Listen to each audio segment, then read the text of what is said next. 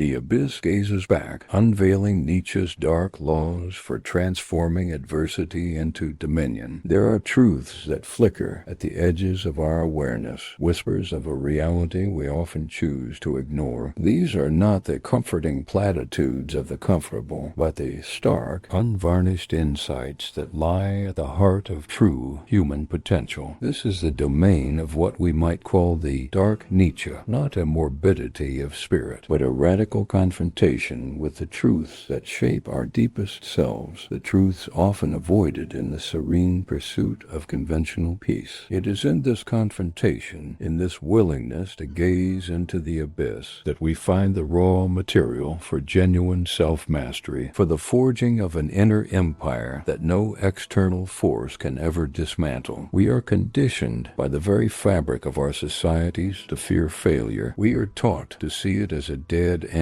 a mark of inadequacy, a definitive statement on our worth. This aversion to suffering, this desperate clinging to a narrative of perpetual success, is precisely what Nietzsche so powerfully critiqued as the essence of herd morality. It is a morality that shies away from the difficult, the messy, the transformative fire of adversity. But what if failure is not an endpoint, but a beginning? What if the fragments of what was lost are not remnants of defeat, but the very building blocks of a new, unshakable strength? Consider the work of Carl Jung, who delved into the depths of the human psyche, revealing the profound power of the shadow, those aspects of ourselves we repress, deny, or project outwards. He understood that true integration, true wholeness, comes not from eradicating these dark elements, but from confronting them, understanding them, and ultimately harnessing their energy. Nietzsche, in his own profound exploration of human nature, offers a similar path. His dark laws are not prescriptions for despair, but rather a profound decoding of the hidden strengths that lie dormant within our moments of deepest challenge. They are the essential, often uncomfortable, truths that empower us to create dominion from the very ruins of what we believed to be lost. This journey is not for the faint of heart. It requires a shedding of comfortable illusions, a willingness to question the foundations of your own beliefs, and an embrace of the discomfort that accompanies true growth. But for those ready to embark on this path, the rewards are immeasurable. Over the next moments, we will begin to decode these 6 hidden laws, not as abstract philosophical tenets, but as actionable insights designed to transmute your setbacks into the very foundations of personal dominance and authentic power. We will explore how to recognize the latent potential within every failure, how to transform the sting of defeat into a source of profound self-creation, and how to build an empire within yourself, an empire that reflects not external validation, but your own unshakable will to power. What hidden strengths lie dormant within your greatest challenges? Law 1. The Alchemy of Ressentiment. From bitter envy to creative force, we begin by confronting a pervasive, yet often unconscious, phenomenon that poisons the spirit and paralyzes action: resentment. This is the reactive, slave morality-driven resentment, the breeding ground for bitterness that festers when we feel wronged, overlooked, or diminished. It is the internal monologue of complaint, the endless replaying of perceived injustices, that keeps us tethered to the past, incapable of forging a future. This is the first dark law, the alchemical secret to transforming this corrosive energy. Nietzsche understood that inherent in human nature is a drive, a will to power, if you will. As he noted in asterisk, the will to power, asterisk, everything that is done in the world, every step taken, every move made is in some way connected with vanity, assumption, or ambition. This inherent drive, when fueled by reactive bitterness, becomes a venom that incapacitates. But when we learn to channel this energy, not from a place of victimhood, but from a place of proactive creation, it becomes a potent engine for personal empire building. The key is to recognize that the energy itself is neutral. Its direction determines its outcome. Consider historical figures who have felt the sting of social slights or personal failures. Instead of succumbing to victimhood, victimhood, they have channeled that perceived injustice into an obsessive dedication for mastery. Think of the artist who, rejected by academies, poured their anguish into a revolutionary style, or the scientist dismissed by peers who pursued their radical theories with relentless tenacity. They did not dwell in the bitterness of what was done to me. Instead, they transformed that raw energy into the fuel for their own self-overcoming, their own unique path to achievement. Their outsider status, their perceived failures, became the very forge upon which their authentic power was hammered into existence. The practical application of this law lies in identifying and reframing your own resentment. When you feel that familiar surge of complaint, that urge to blame external forces for your setbacks, pause. Ask yourself, what is the raw energy beneath this feeling? Can this energy of perceived injustice be redirected? Can the narrative shift from what was done to me to what I will do? This is the essence of transforming the base metal of your emotional turmoil into the gleaming gold of authentic power. It is the alchemist within you, turning the lead of perceived wrongs into the precious substance of your own dominion, not by denying the pain, but by understanding its potential as a catalyst for creation. Law 2, Amor Fati, embracing the necessary. Know to forge the indispensable. Yes, true power is not constructed by recoiling from the negative, by desperately attempting to erase the stains of failure or suffering from the tapestry of our lives. Instead, it is forged in the crucible of active acceptance. This second dark law, Amor Fati, compels us to embrace every facet of our fate, including the moments of darkness and despair, as indispensable architects of our self-creation. It is the courage to love not just the light, but the shadows that give it definition. Nietzsche's formula for greatness is profoundly simple, yet staggeringly potent. Amor Fati,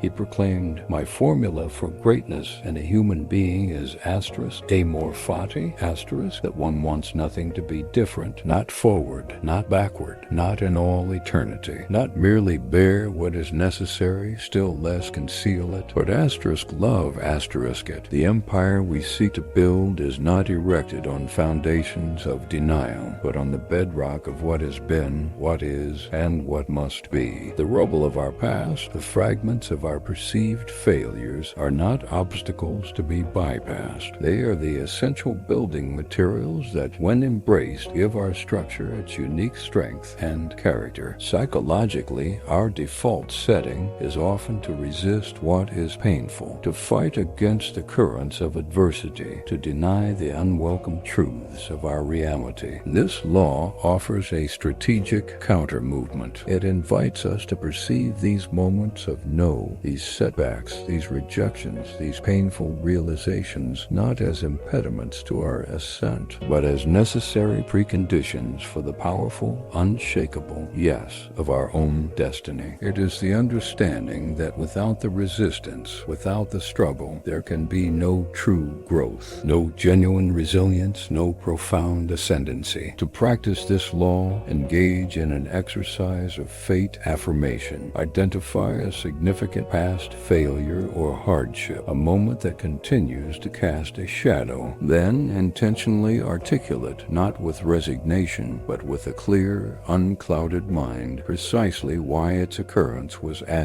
necessary.